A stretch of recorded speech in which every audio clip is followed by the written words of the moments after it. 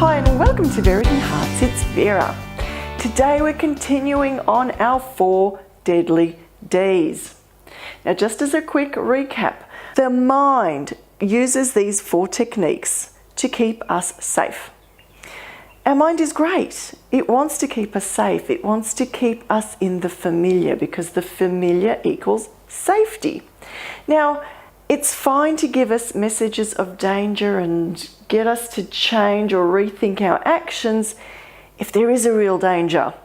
You know, stepping out onto a road in front of a moving car. We want our minds to issue danger signals. The problem is when our minds issue danger signals, well, when the danger isn't really there. So the first technique our minds will use is the derail technique. It will do anything it can to stop you dead in your tracks. It will derail you from your mission of moving forward. It will flip you off those tracks and you will stop. And it does that by creating all these big scary scenarios in our imaginations as to why we shouldn't pursue our dream. The second technique, if the first one doesn't work, is, well, it's a bit more subtle, it's a bit more manipulative.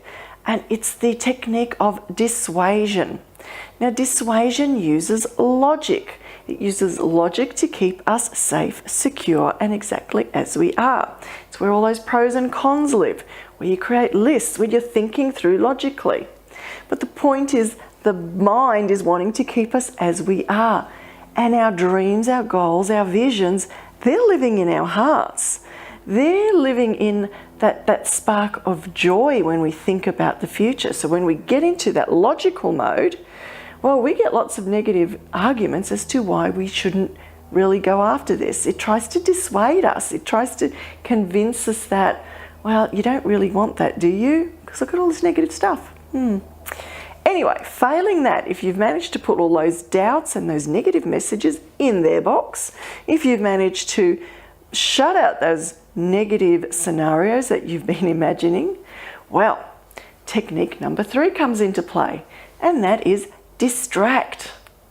I have a colleague, an ex-colleague, and he used to say, oh look, there's a shiny flying puppy.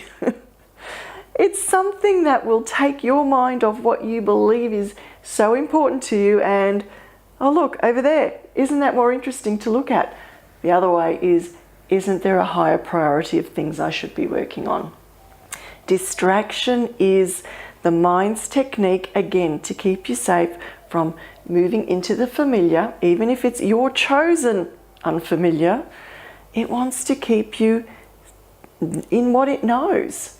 And the unfamiliar is considered dangerous. So if it can't knock you off with big, scary, imaginary scenarios, if it can't knock you off using logic, if you still find that spark within you that you are going to continue on this mission to get your dream, to get your goal, well, it's going to use distraction. All of these things are going to start appearing in your field of vision that will appear as more interesting or as a greater priority. And if that fails to keep you stuck where you are, if you are still determined to follow through on your decision to pursue that dream and pursue that goal, well, there's another great technique the mind will throw at you, and we'll explore that one next week. Catch you next time.